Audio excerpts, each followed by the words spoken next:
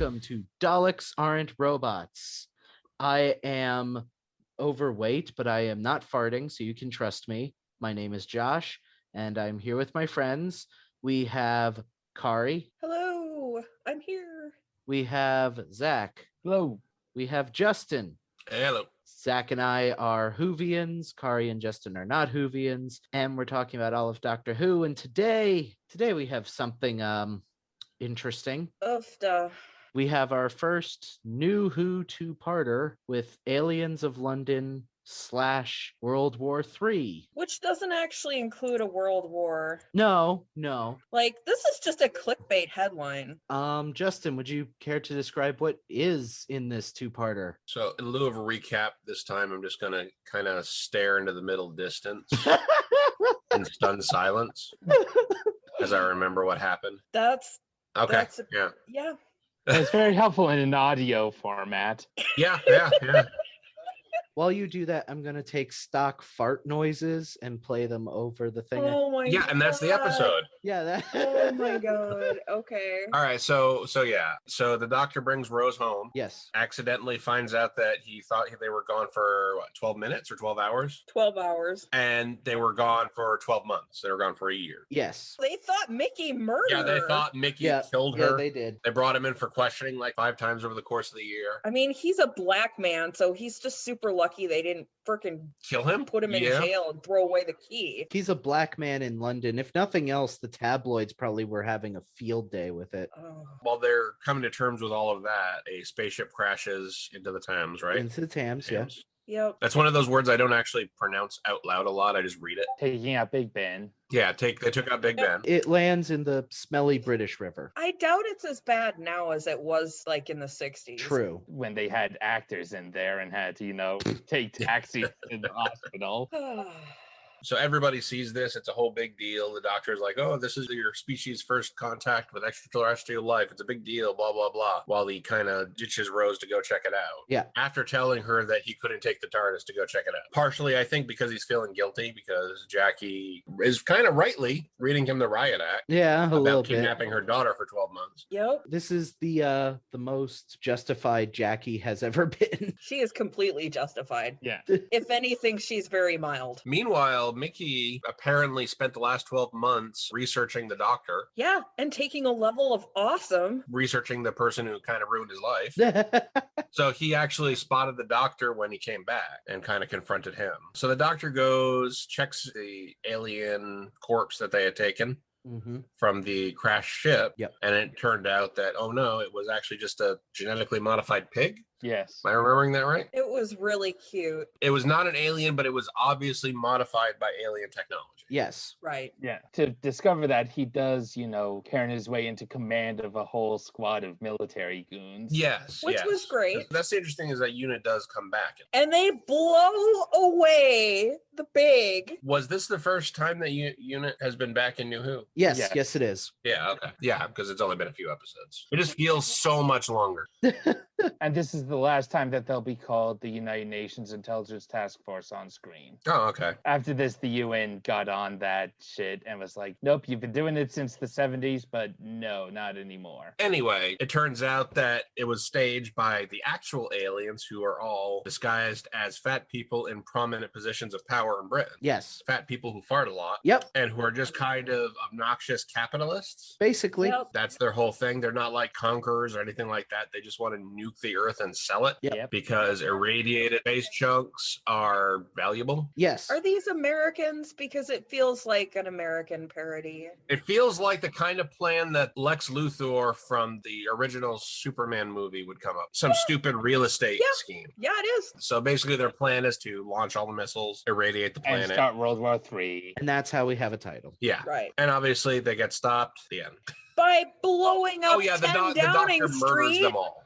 Yeah. The doctor does murder them. Yes, he does. Yes, he does. There's no ifs, ands, or buts here. Using Mickey as an accomplice. Yeah. Yeah. The doctor and Mickey kill them all. I was going to say, but kind of Mickey did. But under orders from the doctor. And the doctor gave him the codes. Mickey couldn't have gone in without the codes the doctor gave him. Yeah, he used the doctor's ass. Yeah, but he's the one that pulled the trigger. But still, the two of them. Yeah. They basically killed them. Yeah. And then he and Rose go off again, the end. Yes. Yeah. Okay, so there's a lot to unpack here. I think we should start, as we often do, with the Doctor, because simultaneously, in my opinion, the Doctor is the best and one of the worst parts of this two-parter. Best in the sense that Eccleston, I think, is doing a really good job with the acting. No, he nails it. He nails it as somebody who is not good at saying he is sorry.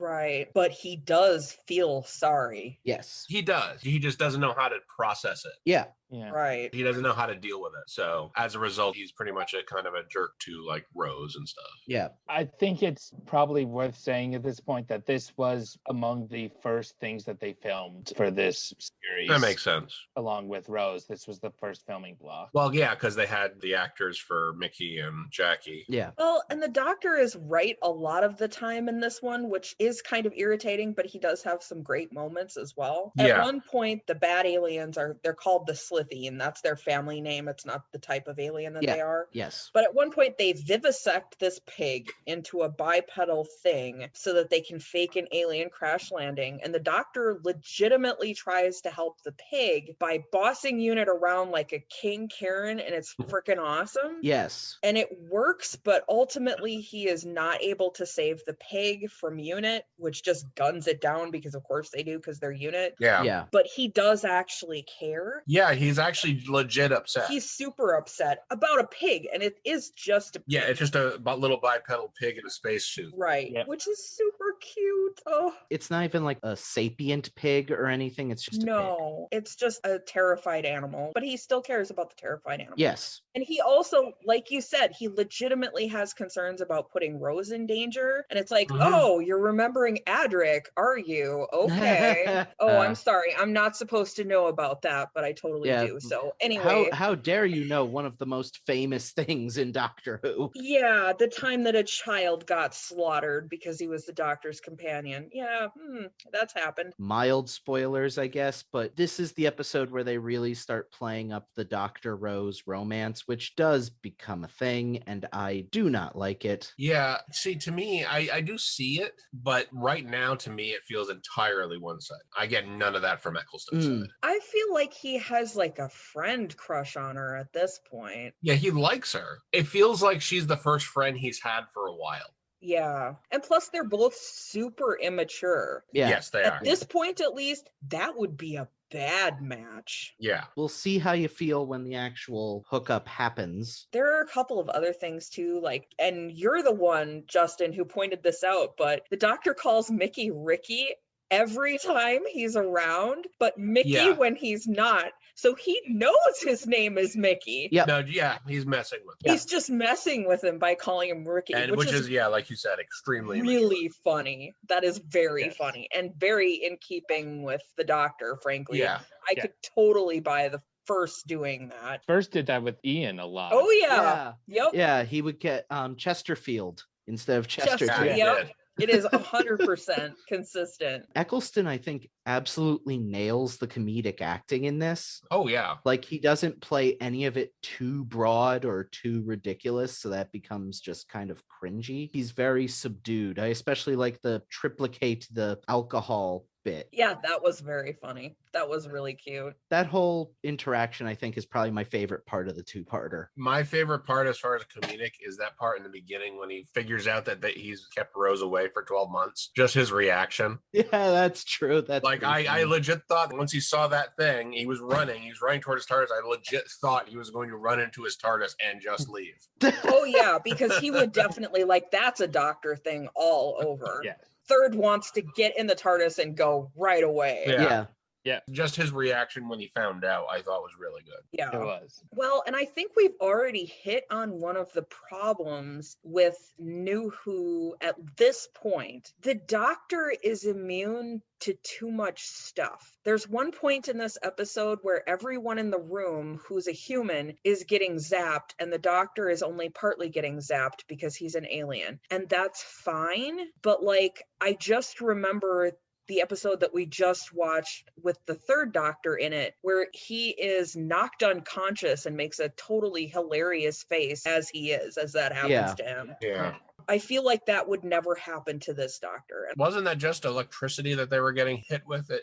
Yeah. I don't think 2 hearts gives you extra resistance against electricity. New Who really does love to play into the whole, I have an alien biology, so this doesn't affect me thing. Sometimes it's fine, other times it's a cop-out. I just don't want him to be immune to consequences. Yeah. Well, the other thing is we brought up a lot of character flaws with the Doctor. Those were things we noted. Those are not things that the show presented as being flaws. No. One of the things I notice is the Doctor ran off in his TARDIS to go investigate the alien thing. And when he comes back, he's just like, yeah, I didn't stick around. Oh, well. And Rose just rolls with it. Yeah, that's some Barbara not apologizing for killing a dog. Yeah. Bullshit. Yeah, and it also feels like the show wants you to take the Doctor's side, not Jackie's. It does kind of, although the ending does kind of lean on Jackie's side a little bit. That's mostly in that the Doctor kind of capitulates a bit. A bit. Right. Well, and she is at least portrayed sympathetically in this one. There is no weird class stuff that I noticed, at least. Yeah. And she is very defensive of Rose, and her first concern is Rose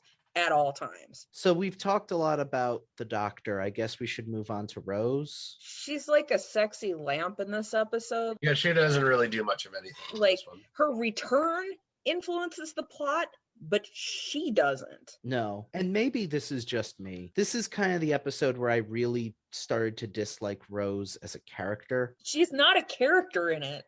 Yeah. She's a lamp that gets moved around by other people mostly. The thing that really upset me is she shows up after missing for a year. Everyone around her is panicking, and she does not seem to have any sympathy for what the people she left behind went through. She doesn't react with guilt or frustration at not being able to explain or anything. She just sort of mild annoyance. Yeah. The people around her, she has to put up with them. And I find that really insulting. Yeah. I don't know. I felt like she did feel guilty, but she also was so stressed out, and she's very immature. She is.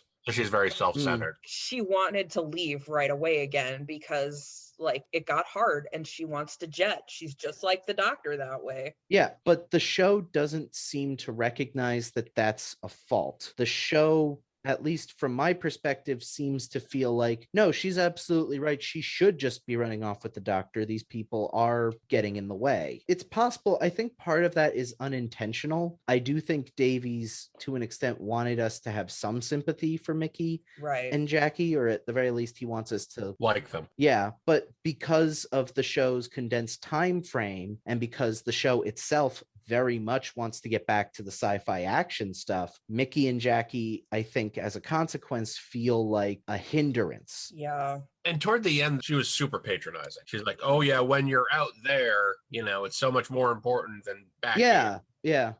I think another thing, and this is something that I know people are going to really strongly disagree with me on, and I have to compliment Moffat, so I am a little upset myself, but Series 5 introduces a companion that does something very similar with what I think you were saying Rose was doing here, Kari, about the emotional immaturity, and it nails it so much better, in my opinion. Who are you?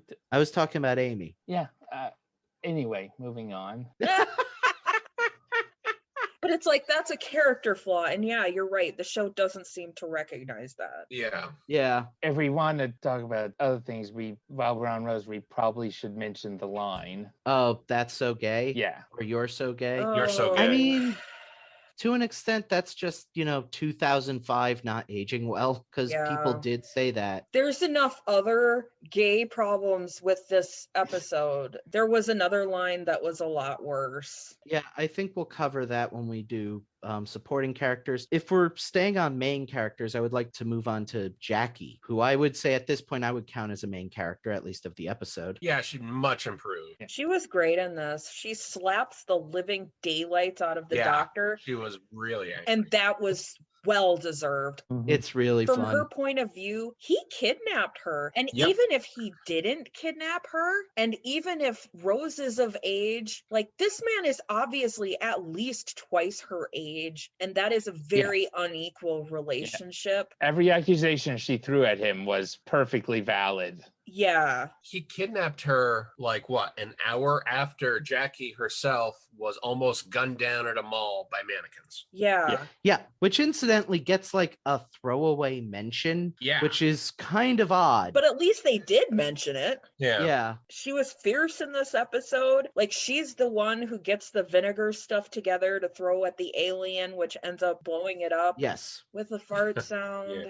Uh-huh. Approximately 80% of this episode is farts. I know, Yeah, and it it's fart really, jokes. really gets old fast. But it anyway, really does. I mean, she does pretty damn well, I thought. Yeah. I liked her Yeah. a lot in this one. I do like the way that she interplays with both Mickey and the Doctor. Yep. Yeah, there's definitely some bad blood between Mickey and Jackie. Yep. Because, again, Mickey was the main suspect in Rose's disappearance. Yeah. Which is very reasonable. The spouse and or significant other is usually the first suspect. You know, if this were made today, there would be some sort of Netflix style documentary special a la Tiger King. Oh God, yeah. So I guess we should move on to the other most improved character of this two-parter. Let's talk about Mickey. Oh, he is great in this one. He's a lot better in this. So much better. Last time we saw him, he was having like an anxiety reaction of this exaggerated, horrible cowardice that might have been like racist, but like apparently in the past year, he's done sort of a lone gunman type thing and done all this research on the Doctor and on Unit, and he's become super level-headed and really good in a crisis now. Well, he explained it. He's been a pariah for the past year. Yeah. Yep. Yeah. He has had no one. All of his friends kind of abandoned him. And he's the one who successfully bombs 10 Downing Street at the end to kill all the aliens. Yeah. He does well enough that the Doctor does legit ask him, do you want to come with us? Right. Also, right before he pushes that button, him and Jackie have a good moment. Yeah. Yeah. I want a spin-off where we explore Mickey in that year. Well, Not anymore, but and it, well, yeah. Well, no, we're going to talk certainly about not if- that, but Yeah, we should probably mention, for all the praise we're giving to Mickey, we are not going to praise Noel Clark. No. In case you somehow didn't hear, there have been a number of accusations, and I do mean a number of accusations from several women of Noel Clark sexually assaulting them. Yeah. We are firmly on the side of the victims. Yeah, Yeah. this also includes on the set of Doctor Who, which is Yeah. horrible. yeah. They could just recast it because that's obviously not the character. It's the guy. Yeah. I think the guy would be too old now anyway. That's true. I also liked about Mickey, even though he was super angry about the Doctor basically disappearing his girlfriend, he still doesn't hesitate to work with him. And even No. though Jackie has been hounding him and like getting the entire neighborhood after him constantly for the last year, he does not hesitate to save Jackie's life and Nope. even like prepares to defend her to the death with a baseball bat when the Yeah. aliens come for them. Yeah. Yeah. Like, he is a good person too. Yeah. But yeah, he found out all about, like, I guess the Doctor's time in Unit, yeah, that was implied. Yeah. and basically says you see his name and then followed by a bunch of names of dead people. Yep. Yeah. And that's not even counting the genocides. I will say what probably isn't written it there though is that most of those deaths were probably just unit soldiers being gun happy. Yeah. Yeah. He's still involved. Oh yeah, he's still involved and he totally can take credit for a lot of them. I'm just saying. Yeah. Actually, I'd like to circle back to Eccleston real quick for just a second. I mentioned that I thought he did a really good job with the comedic acting, and that was something Eccleston was actually really anxious about. Oh, really? Yeah. Yeah. Eccleston didn't consider himself a natural light comedian. I could see that. And he said that if he had gone for a second season, he would have developed more into it and been more comfortable. But actually, he had decided by the time they had finished filming this first block, which was this story in Rose, he was quitting the role. Well, that is true. The only thing I had seen him in prior to this was 28 Days Later, and that was a pretty serious role. And his other stuff was like Othello, and Yeah. he's definitely still known more as a dramatic actor. Yeah. But all of those roles have some funny parts. I mean, Iago is a snarker. I don't know if you guys are super familiar with Iago, but like the line that sticks out to me from the play, he's yelling at his cohort Rodrigo about like, stop being so pathetic and man up, essentially is the message. And he's like, drown thyself, drown cats and blind kittens or something, blind puppies. He just like goes on this whole riff making fun of the guy. Yeah, I've got to say, the more that has come out about the production of this series in particular, the more I'm like, yeah, I understand why Eccleston was not sign me up for another one. Yeah. Especially on this one, he didn't get along with the director. Okay. And the director didn't get along with Davies either. No.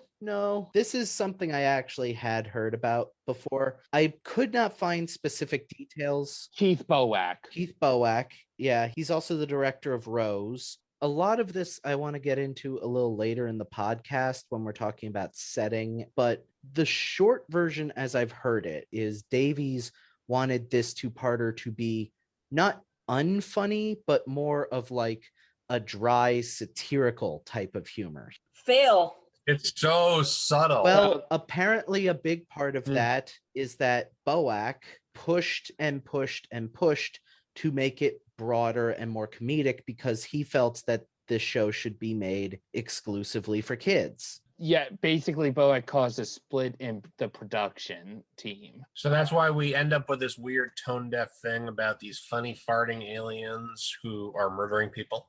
Yep, basically. Yeah. And wearing their skin. Yep. Yeah. Okay. I guess that makes sense. This guy never worked for Doctor Who again. Yay. It especially didn't help that Russell had never worked on a production this big before, so he was not used to all of the moving parts that had to go into it. So Boak, for this first block of filming, had a lot more control than a TV director would normally have. That makes sense. And so that's why this episode kind of turned out the way it did. Yeah. That makes a lot of sense. I'm not going to let Davies completely off the hook, though, because he did a lot of stupid in this, too, that I'm pretty sure was him. Oh, I think we should talk about Harriet Jones. Okay. Harriet Jones, MP for Flydale North. Yeah. Yes. She's great. She's a backwater British politician who gets kind of caught up in events. She figures out that there's something off about the evil alien politicians, and she approaches Rose about it. She's super upset, but she does keep a cool head. She reaches out to Rose for help. She distracts the Slitheen away from Rose in a pinch. She was absolutely willing to give up her own life for another person. Yep. Apparently, she later becomes prime minister and ushers in a golden age for Britain, so I wish we were on that time track. What the doctor said, so that's definitely what happens, right? Right?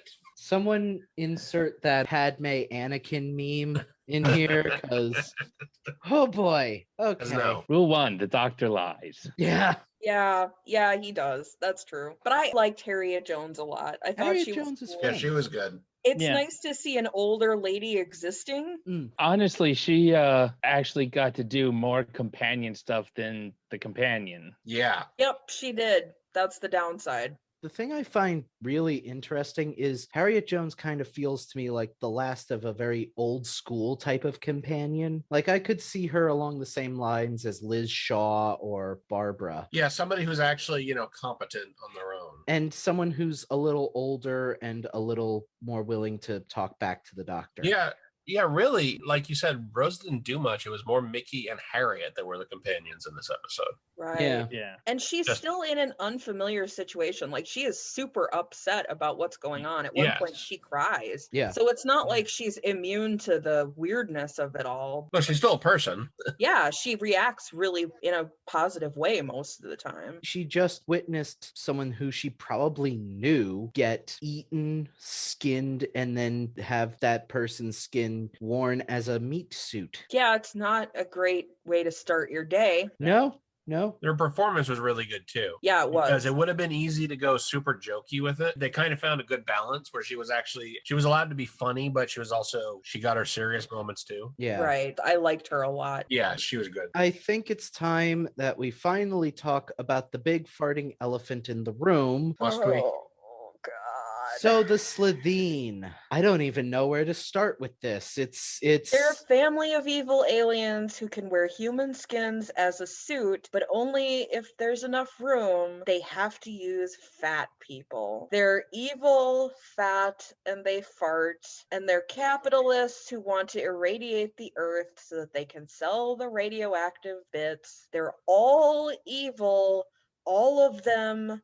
All of them are evil. This is not the Silurians. This is not Ambassadors of Death. This is not Rose. They are all evil. I mean, we don't know about the rest of the Raxacor. Right. This is just one family. This is just one branch of one family. Yes, but they are all the ones that we see are evil. Yeah, but the ones that we get are all. And they're queer coded, which is great. And incest coded. Yeah. They make a lot of stupid jokes while they're murdering people, which is always fun. This is really a come down for this show. I feel like having aliens portrayed this way. Yeah. Also, just their designs are bad. They're very bad. They're awful. They're not cool looking aliens. They're not good looking aliens. They have baby doll faces. They have weird baby faces. I also know there is a world of difference between their CGI models and the people in suits. Yeah. The moment they're just people in suits, they don't look like they could tie their own shoelaces. The CGI scenes where they're like loping on all fours after them, they're actually kind of intimidating. A little bit. Like just in those brief scenes we see. The design gets a little better later on. Oh God, they come back. Jesus Christ. Like, and they have a literal zipper on their foreheads, and that's so stupid looking and dumb. It's there sometimes, and sometimes it's not. Yep. Yeah. Like at one point, there's a guy who literally has like the zipper on his head when he takes his hat off, but the rest of them, it's not there. And I can't emphasize enough, evil, fat, gay people who fart constantly. They fart constantly because they keep saying like gas exchange, like it means something. The basic idea is that like they're so big that in order to get into the suits, they have to like do some sort of weird crumpling thing. And so they periodically let off gas. Right. Uh-huh. They lampshade it. Knowing that the fart jokes were mostly added in to appease the director makes a lot of sense. It'd still be terrible because all the fat people in this episode are evil. Yeah. Yep. The main actor has an eating disorder. Yeah. A crippling, crushing, extremely bad eating disorder. And the lead actress just overcame an eating disorder. I just like...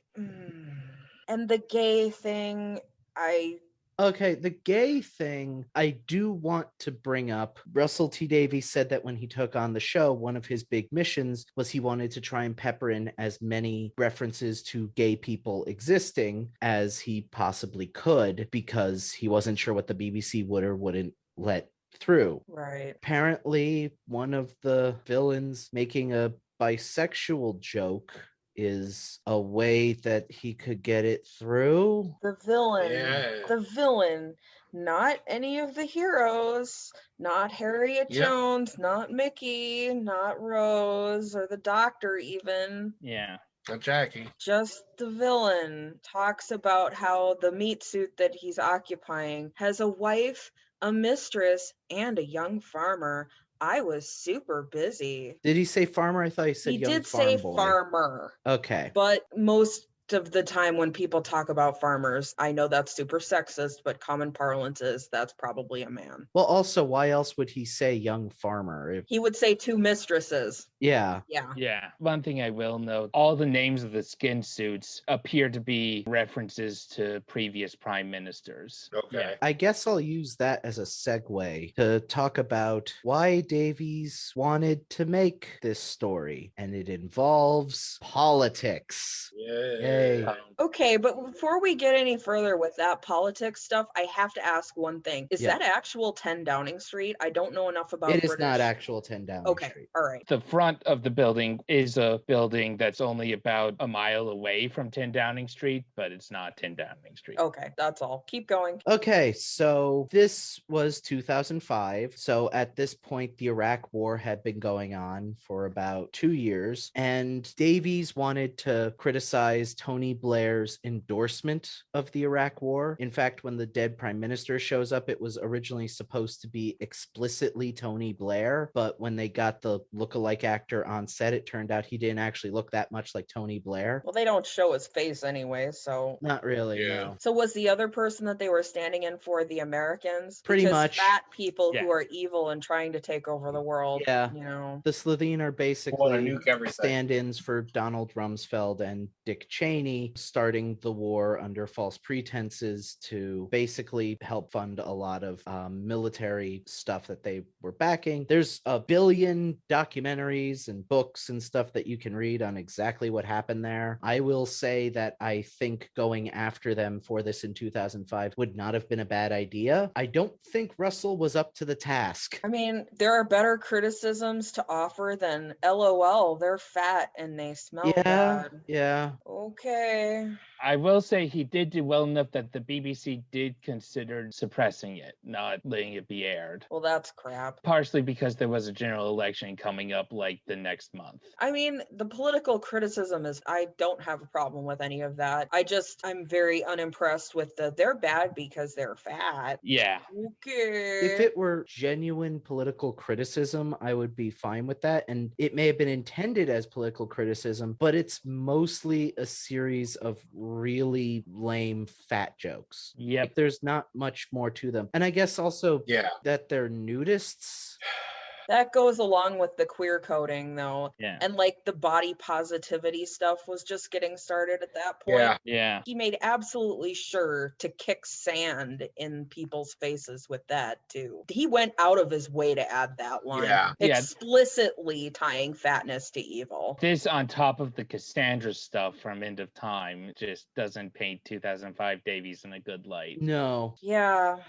It was very tiring. There is one thing I want to note, and I'm probably going to cut this because it's very inside baseball, but Davies was apparently inspired to make The Evil Family as a reference to what was then a book called Human Nature, a Doctor Who spin-off book for the Seventh Doctor, in which he fights off against an evil family. Human Nature would eventually get adapted into a full episode in the future, which we'll cover when that happens. But I really love the book. If you like the concept, read the book or watch that episode. Both are better. Yeah, that concept worked fine. Also, the book has a cat in it. Cats are good. Yeah. I feel like if they'd have added a cat to this episode, though, one of the bad guys would have eaten it, and then it would have been a joke. Probably. That is true. Yeah. One of the fat people would have eaten it. And the Slitheen plan is the dumbest underpants gnome plan that ever planned. Really That's not stupid. how nuclear fuel works. Like, I'm sure that they have hand-waved it as having some sort of magic alien technology, but that's not how that works. And then there's the other thing as well, which is like, okay, so it's been a year since Rose disappeared. That means it's 2006. So this is Earth in 2006. Yes. And like, clearly they put an alien invasion attempt in 2006. So like, in other words, they were making the show out of date in a year. And this is clearly an alternate timeline thing yet again. Yes. And the Davies world will go on being a year out of date until Moffat takes over. I mean, and they try to lampshade it away at the end with like, oh, they're saying it was all a hoax. And it's like, okay, maybe it was a hoax, but like they took a big chunk out of Big Ben. Like, you're not putting the timeline back together that way.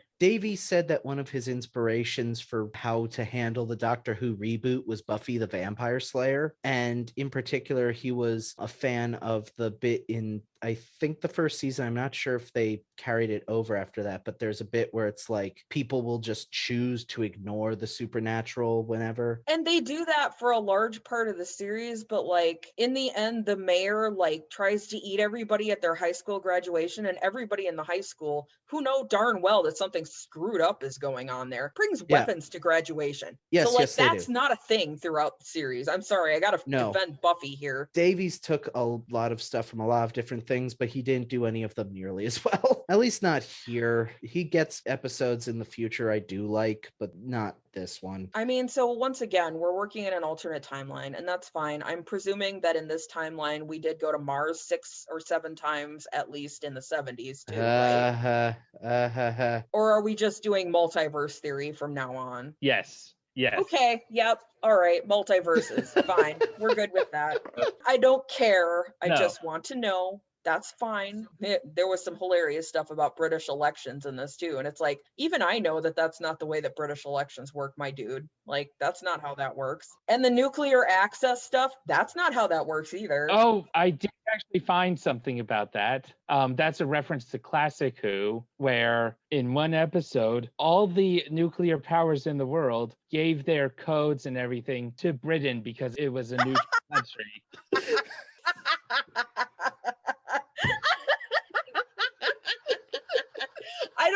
I don't know if it's funnier to think of the Soviet Union doing that or the United States. No.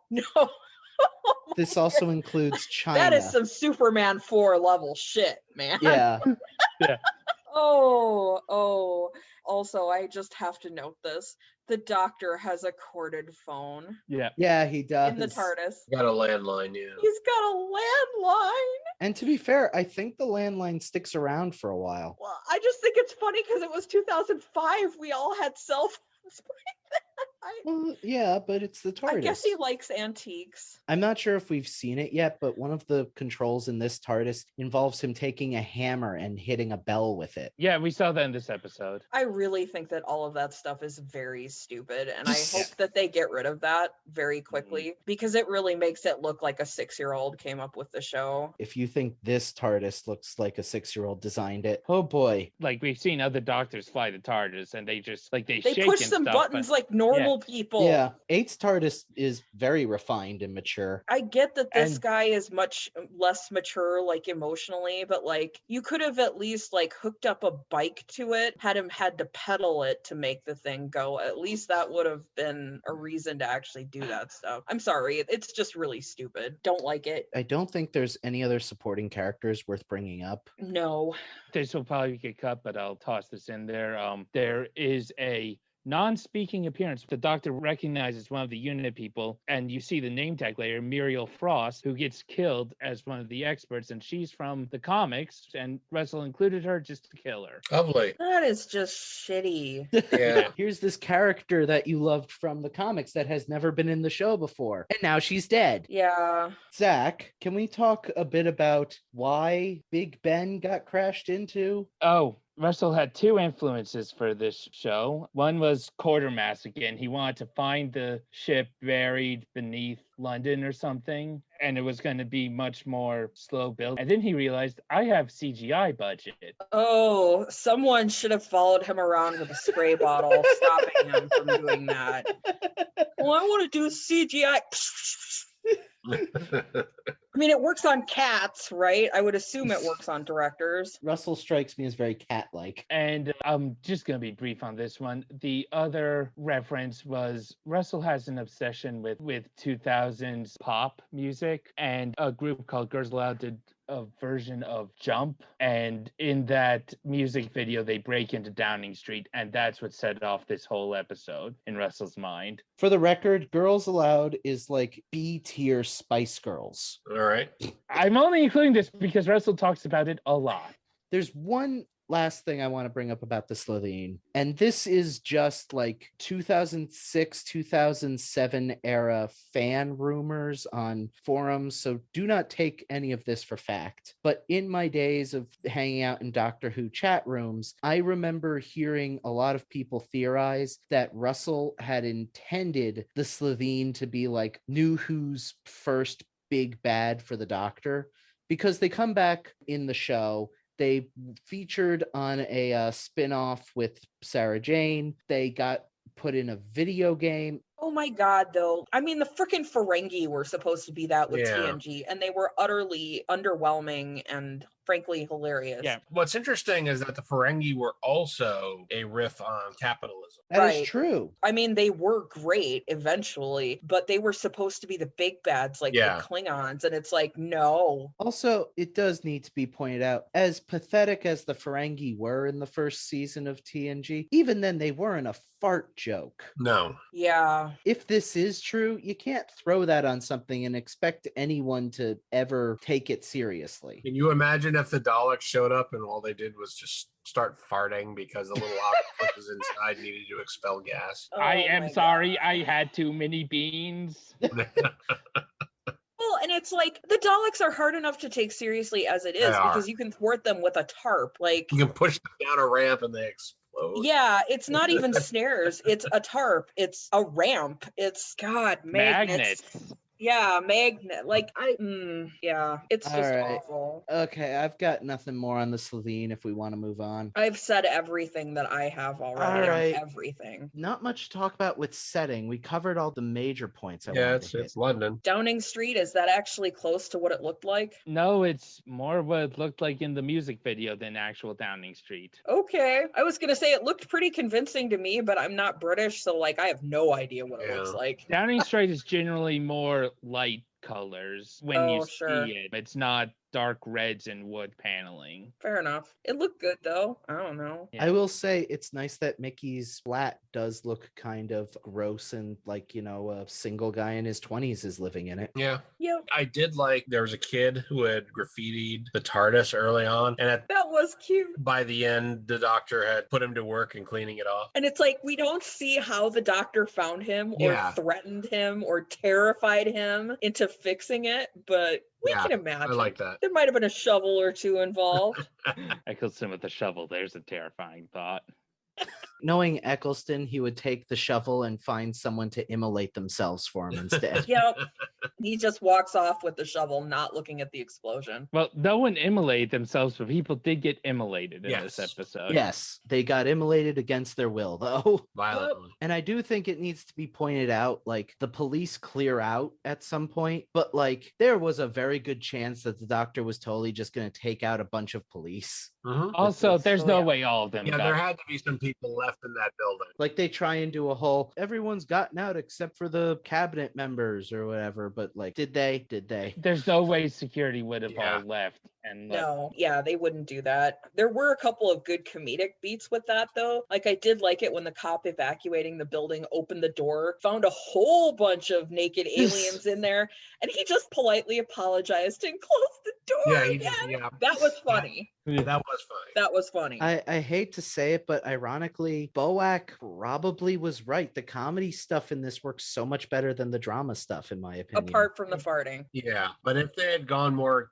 comedic, it might have held up better. Yeah, like Harriet Jones saying you pass it to the left first. Yeah, that was funny too. That whole interaction at that doorway with the alcohol, I think that for me is the highlight of this whole thing. Yeah, that was pretty good. It's where all of the best parts of this serial come together. It's everything else that's tainted. Yep, the doctor is holding that bottle of booze and threatening to light it on fire like it will explode. The Slitheen figure out eventually that it's not going to explode. Yeah. So he hands it to Rose and said, if you have a drink, you might need it. And then quietly she corrects him. Harriet Jones corrects him and said, you pass it to the left. So then he takes it back and passes it to the left instead. It was very funny. My favorite bit though there is the guy goes, you're making it up. And Eccleston just goes, well, it was worth a try.